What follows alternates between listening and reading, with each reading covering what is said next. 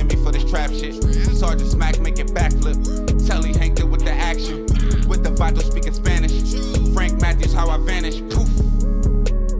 Came back like I'm King Tut. Gold BBS is on a beamer. When Fat Cat was 10 queens up.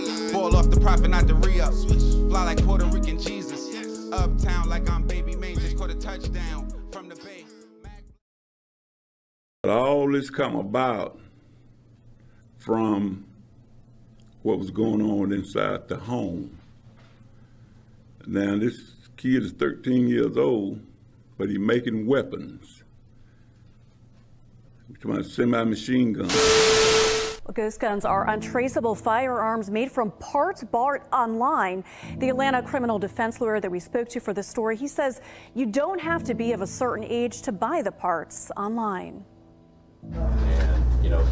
Federal law right now does not control or cover ghost guns. And so no matter who you are, if you're a child, if you're a convicted felon, if you're a terrorist, you can go online and purchase these parts, get the parts, construct a firearm, even though it would have been illegal for you to possess that firearm if you went to the store and tried to purchase it. 11 Alive legal analyst Paige Pate says it's a federal crime to scratch off a serial number from a firearm. But there's a loophole with ghost guns, since they're made without a serial number and are sold as just parts. Under federal law, the part for a firearm is not a firearm.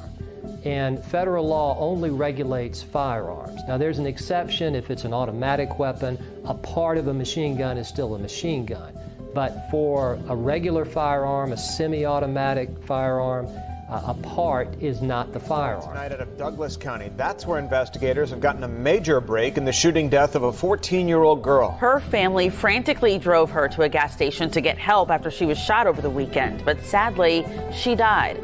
Fox 5's Eric Perry has the new developments in the case.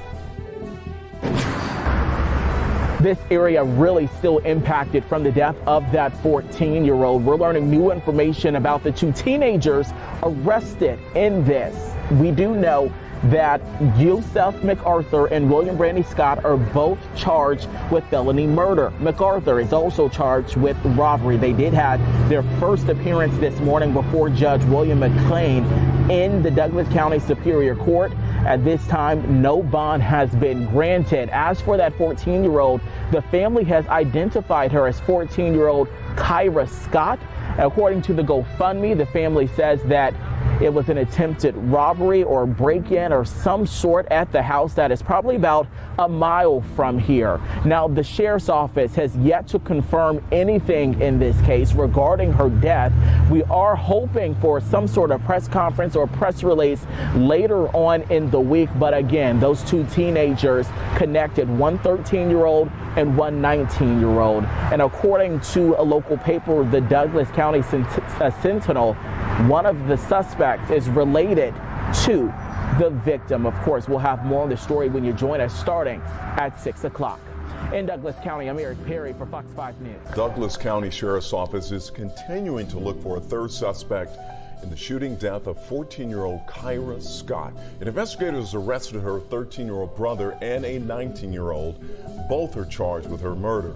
The sheriff says the 13-year-old was allegedly selling ghost guns, and then the 19-year-old and another suspect came to the home and stole one, causing the brother to open fire and accidentally shooting his 14-year-old sister. County Sheriff's Office says the brother had been making and selling the homemade weapons on the street. Now, some people may be wondering, could his parents face criminal charges? There is a Georgia law called reckless conduct, and it can apply when a parent is so negligent that he or she is allowing things to happen in the house that could be criminal and that could ultimately hurt someone, and that's exactly what happened here. Pate says it doesn't matter if a parent knew their child was making guns in the home. You have a certain obligation as a parent to know what's happening in your house, especially with your kids.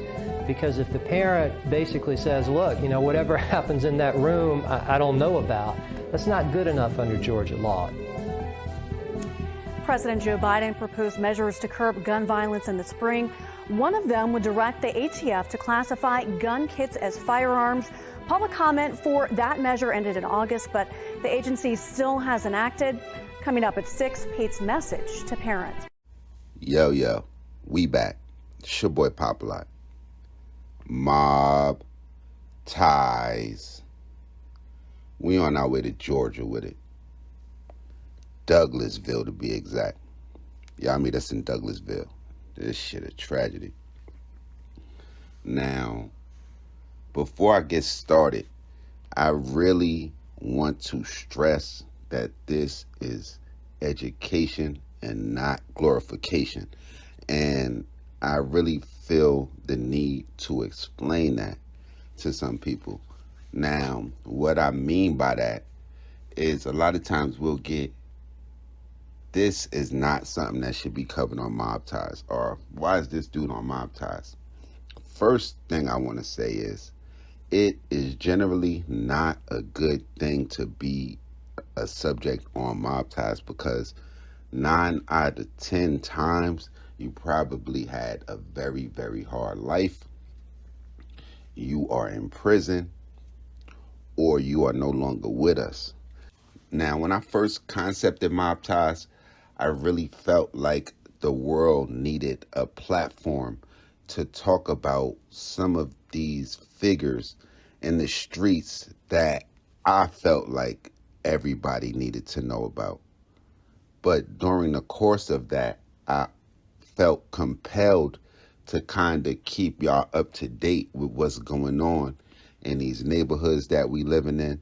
And if you're not living in these neighborhoods, to get a glimpse of what's going on right around the corner. Now, with this story, this literally killed my heart for a multitude of reasons. One, because a young girl, 14 years old, lost her life. Two, because it was her 13-year-old brother that did it. But I felt so compelled to tell this story, not only because of that tragic situation, but because of the subject that we're going to be talking about. We're going to be talking about ghost guns. And with that being said, I'm sure they are everybody's neighborhood. And as you can see, there was a multitude of people that I could have talked about, but I particularly chose this one to show you how easy and how common it is for somebody to go and produce a ghost gun. And if it doesn't show you how easy it is by a 13-year-old doing it, I'm going to show you how common it is by people doing it, because I found a case of a 73-year-old man that was also caught producing ghost guns, and they had the same last name. How ironic is that? A 13-year-old to a 73-year-old. I'm going to say it's not ironic at all. Now, with that being said, today we are going to cover the story of Wilson Scott.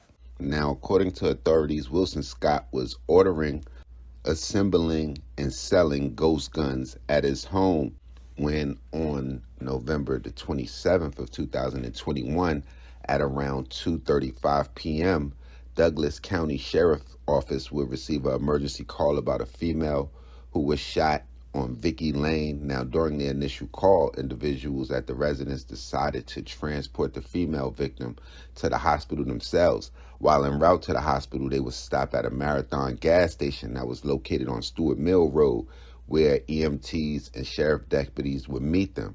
Now, upon arriving there, deputies and EMTs would encounter a female who had been shot, and the female was a 14-year-old by the name of Kyra Scott, where she would be transported to Douglas Wellstar Hospital, but unfortunately she would succumb to her injuries. Now, that death would result in a criminal investigation. Early on in that investigation, police would determine that Kyra's brother Wilson would be the one that fired the fatal shot that killed her. Now, the shooting would occur during a robbery at Wilson's home while he was in the process of selling one of those ghost guns to a gentleman by the name of Yusef Jabril MacArthur L., who was 19 years old, from Stockbridge, Georgia, along with another individual that police are working to identify.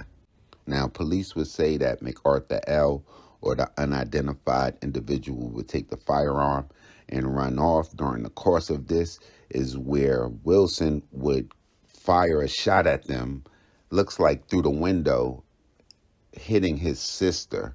Now, with that being said, this story is all bad, Ace. As parents, we gotta know what's going on in the household. And I would be surprised if the parents don't face some kind of retribution to this, which I hope they don't, because just the situation is enough retribution in itself. I really hope Wilson Scott, who is 13, really kind of gets some help, and really they don't try to throw him to the system like they try to do. Actually, he almost went through enough pain himself, losing his older sister. But what kind of life have he been living if he's producing ghost guns at his house at 13? And if you think it's common, like I said, it's so many different subjects that I could have talked about. I seen one subject where it was a gentleman, and I want to say Meadows Park, New York, 20-year-old, was producing them in his project apartment on the first floor. I seen a dentist in Long Island, which is like, if you're not familiar with New York or New York City, which is like almost a semi-upscale version of New York, not the Hamptons, but, you know, leading to the Hamptons. You're going to be in Long Island. I seen he was busted, and this was a dentist. So these shits are on the streets. And from what I've seen and my research on it, it looks like Biden is in works of putting some laws that can stop the production of these, because right now it's like a glitch in the matrix to where these guns are not serialized. It's a felony to scratch the serial number off a gun, but when you're producing them like they are, the guns have no serial numbers. They're unable to be registered. They're untraceable. They're untrackable. And they out here on these streets. And like I said earlier, I want to stress that this is education and not glorification. And on top of that, I feel the need to keep y'all up in the know. So next time y'all out and y'all think y'all got the only gun that was sold, they got shits that niggas is making. So you ain't even really got to worry about it being sold. Everybody got them. I'm going to go out on a limb and say they're probably being highly produced in the states with strict gun laws, and that's probably up and down the East Coast, probably from Maine going down up into New York, New Jersey. Each of those states, I'm sure, because, and a lot of the other states, to be honest with you, it's a lot easier just to get a gun or buy one. But I want to take this time to send my condolences to the Scott family, and I hope y'all can do the same. Anybody familiar with them, if y'all could reach out to them, let them know Popalot want to help. And I want y'all to get in the comment box to let me know what y'all think about this situation, the ghost gun situation, pretty much just everything that's going on in a whole. Y'all already know what it is with me. It's your boy Popalot, POP_A_LOT. Y'all follow me on Instagram, on Twitter. And y'all let me know who we need to cover, where we need to go, what subjects we missed, what cities we haven't been to, all of that. And I'm accessible, man. Y'all text me, mention me, tweet me, tag me, call me, email me, CC me, tweet me. However, man, it's your boy Popalot. Mobb.